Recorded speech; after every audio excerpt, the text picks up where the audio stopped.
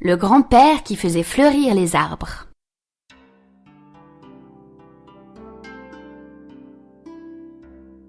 Il y a bien longtemps, dans un tout petit village, vivait un très vieil homme et sa femme.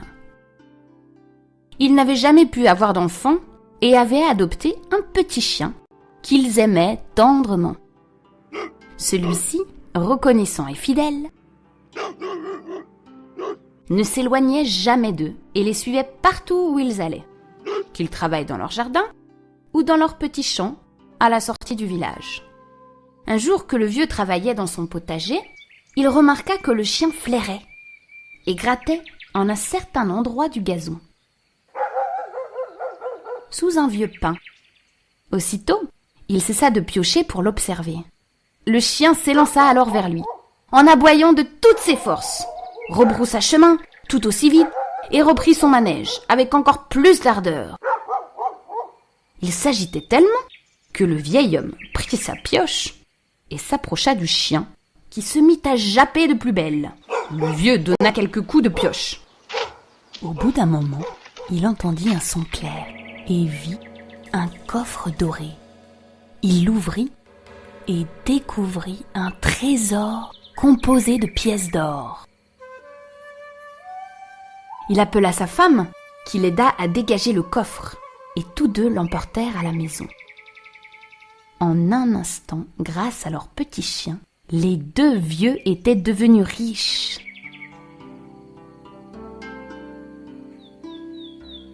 Pour remercier l'animal, ils le traitèrent comme un prince, lui donnant les mets les plus délicieux et la couche la plus moelleuse qui fût.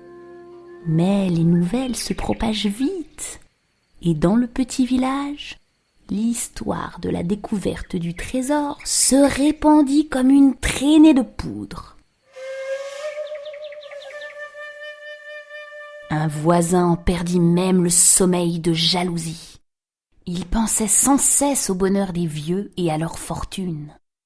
Persuadé que le petit chien avait un don pour découvrir les trésors enfouis, il se rendit chez ses voisins afin qu'ils lui prêtent leur animal pour quelques jours. « Nous aimons tellement notre chien que nous ne saurions nous séparer de lui. Pas même une heure, lui dit le vieillard. » Mais l'envieux ne se lassa pas. Chaque jour, il revenait avec la même demande. Et comme les deux vieux étaient bons et qu'ils ne pouvaient refuser quoi que ce fût à un homme, ils finirent par lui prêter leur chien. De retour chez lui, le voisin mena l'animal dans son jardin. Aussitôt, il s'arrêta, flaira le sol et se mit à gratter. Le voisin accourut, suivi de sa femme qui portait une pioche. Ils creusèrent la terre et trouvèrent un grand tas d'ordures puantes et de vieux os.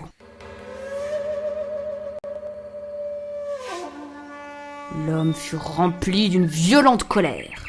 Il leva sa pioche avec rage, tua le petit chien.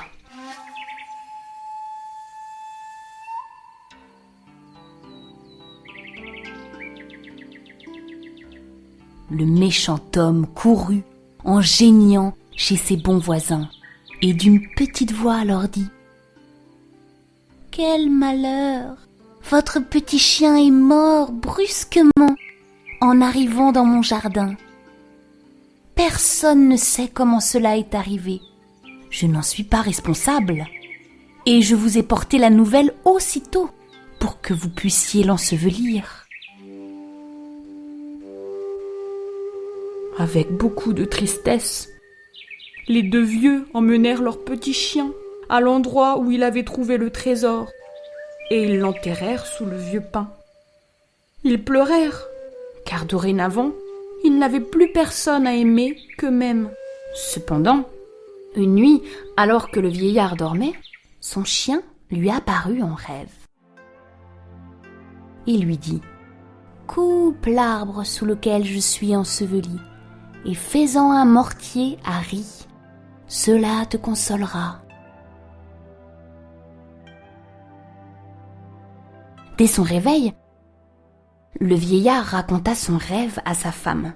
Celle-ci lui conseilla de suivre les instructions du chien. Il avait toujours été gentil avec eux, et son message ne pouvait être qu'un bon présage. Le vieux coupa l'arbre et fit de son tronc un grand et beau mortier. Le temps de la récolte du riz était arrivé. Le vieillard prit son nouveau mortier et y entassa les grains. Mais au lieu de grains, il en sortit une quantité de pièces d'or brillantes. Les deux vieux se réjouirent de tout leur cœur. Mais les nouvelles se propagent vite, et dans le petit village, l'histoire du mortier se répandit comme une traînée de poudre.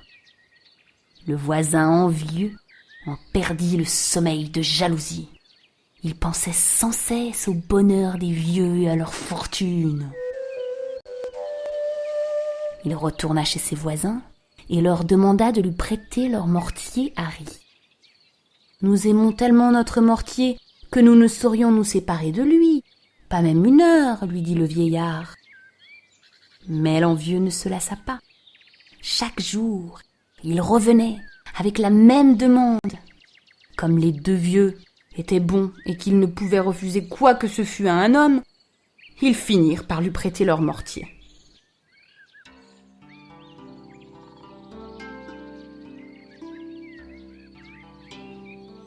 De retour chez lui, le voisin se mit vite à éplucher des grains de riz. Aidé de sa femme, il en amena des ballots entiers, car il comptait bien faire une riche récolte de pièces d'or. Mais cette fois encore, son avidité fut durement châtiée. Au lieu de pièces d'or, il ne sortit des grains que d'affreuses ordures puantes et de vieux os.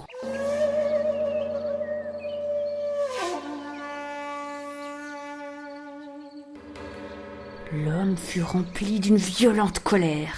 Il prit un marteau et avec rage, il brisa le mortier en petits morceaux qu'il brûla. Le méchant homme courut en geignant chez ses voisins et d'une petite voix leur dit : « Quel malheur ! Votre mortier s'est mis à flamber sans raison.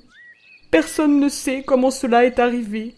Je n'en suis pas responsable et je vous en ai porté la nouvelle aussitôt pour que vous ne l'attendiez pas en retour. »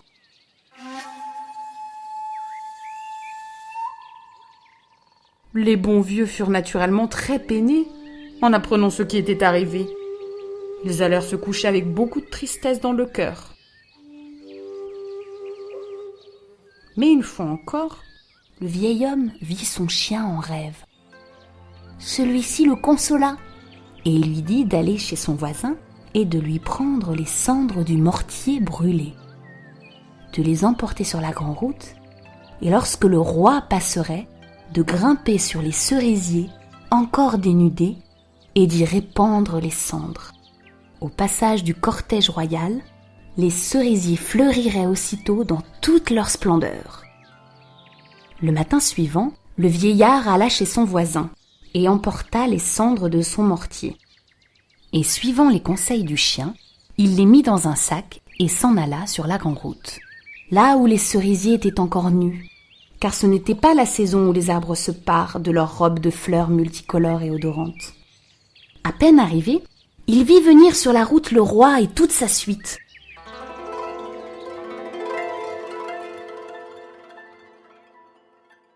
Il grimpa bien vite sur un cerisier.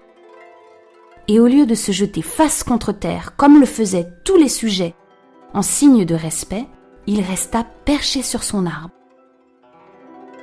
Le roi, lorsqu'il l'aperçut, ordonna à ses soldats de saisir le vieux et de le châtier. Mais le vieillard, sans se laisser intimider, prit les fines cendres de son sac et les répandit sur les arbres des alentours. Aussitôt, tout fleurit et l'air s'emplit d'un parfum enivrant. Le roi en fut si charmé et intrigué qu'il offrit des riches présents au vieillard et le fit venir dans son château pour l'honorer.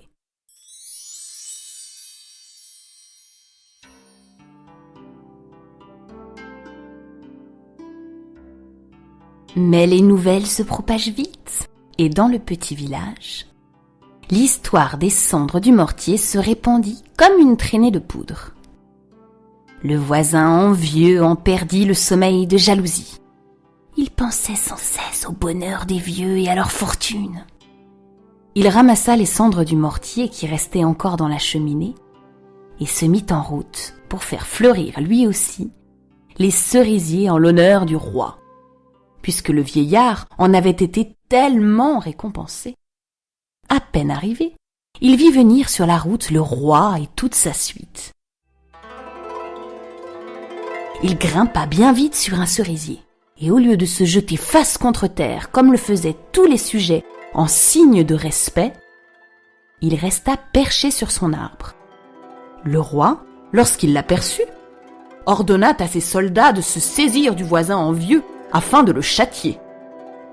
Celui-ci prit par poignées les fines cendres de son sac et les répandit sur les arbres des alentours. Aussitôt, d'affreuses ordures puantes et de vieux os volèrent jusqu'au visage du roi et des hommes de sa suite en salissant leurs vêtements. Les gardes attrapèrent le méchant homme et le rouèrent de coups. Ils le ligotèrent et le jetèrent en prison, où il resta de longues années. Mais les nouvelles se propagent vite, et dans le petit village, l'histoire du voisin envieux se répandit comme une traînée de poudre. Lorsqu'il fut enfin remis en liberté, personne ne voulut avoir affaire à lui, et il mourut piteusement peu de temps après. Quant aux deux vieux, ils n'oublièrent jamais leur cher petit chien. Ils vécurent cependant heureux jusqu'à la fin de leur vie.